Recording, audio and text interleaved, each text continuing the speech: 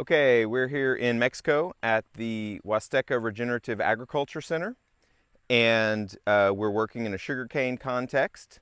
For thousands and thousands of hectares around here, the predominant crop is sugarcane, and we're looking to experiment with some processes that help not only diversify the food economy here, diversify the financial economy, and help improve human health. And we do that by improving soil health in the region. So we're looking at different ways to use fewer chemicals on the land.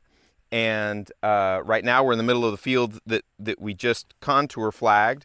We're looking to, instead of have rows of sugarcane, in many cases going straight from the uplands to the river, we're trying to put them on contour to help slow spread, sink, soak, and store that water into the landscape.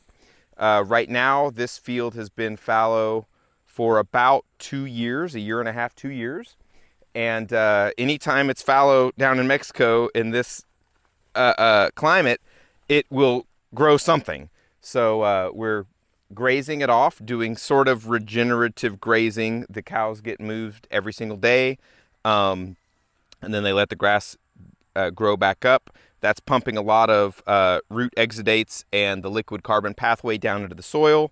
The soil is really not in bad condition, but we're definitely going to work to make it better. We need a little bit more fluff to it. It's still breaking up. It's not like the chocolate cake that we would really like to see, but high clay content, lots and lots and lots of rocks, including some big rocks. So after we get this all flagged out, we don't have a lot of machinery here. So a lot of the work that I've been doing in Texas is with big equipment, but here we can get 2 ox and a plow. So we're gonna have a gentleman come tomorrow and hopefully follow some of these contour lines with a ox and a plow, create a tiny little bit of a swale, a tiny little bit of a berm, basically the same way that they plow right now for sugarcane, but on nearly perfect contour.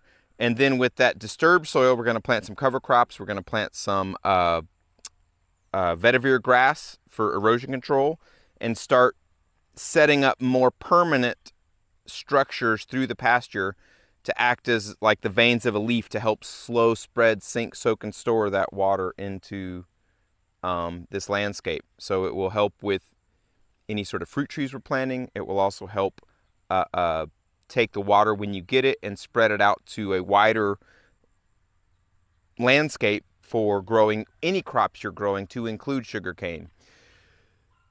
One of the goals here is to help increase the productivity of every acre of sugarcane so that the people make more money off of their land, but do it in a way that's good for people, planet, and profits. It has to be good for the soil. It has to be good for the sugarcane plant so that you can grow more of it.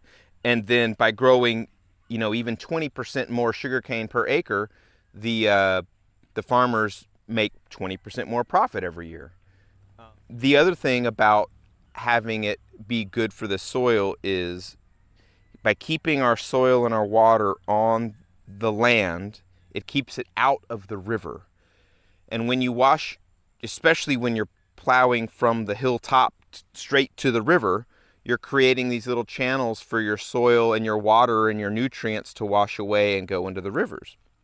And in this region of Mexico, there's a lot of ecotourism. There's a lot of international tourism. People are coming for these incredible water resources.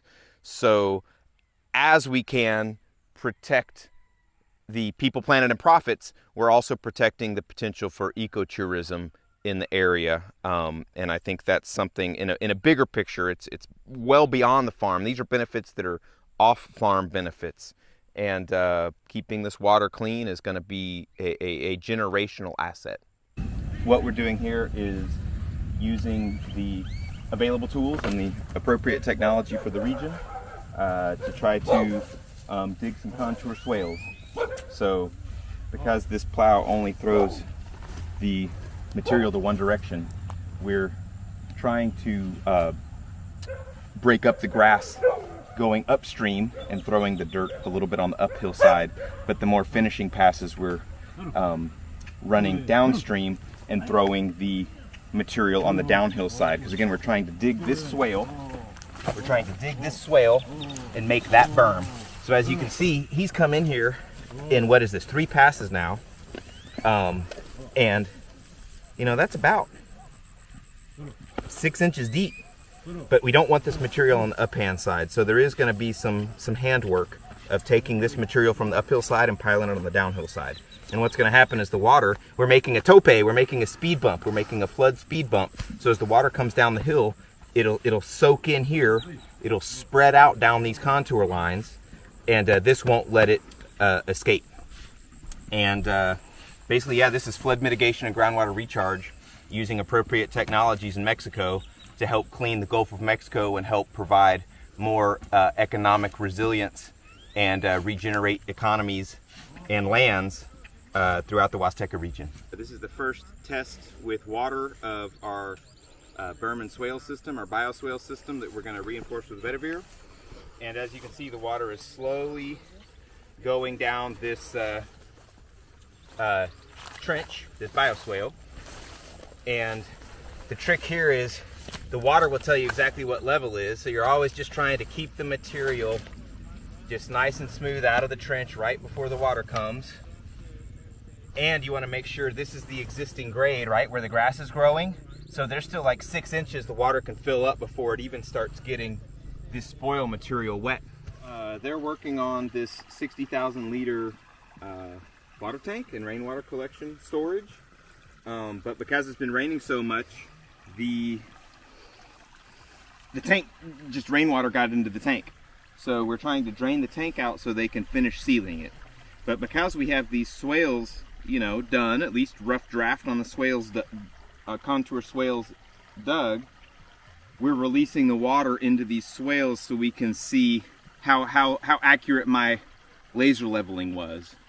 And as you can see, there's a little bit of a flow going in that direction. But that is good because some of these other swales are actually pulling the water back towards the pond. By keeping that soil and the water and the nutrients here on the land where they're an asset, it keeps them out of the Gulf of Mexico where they're a liability.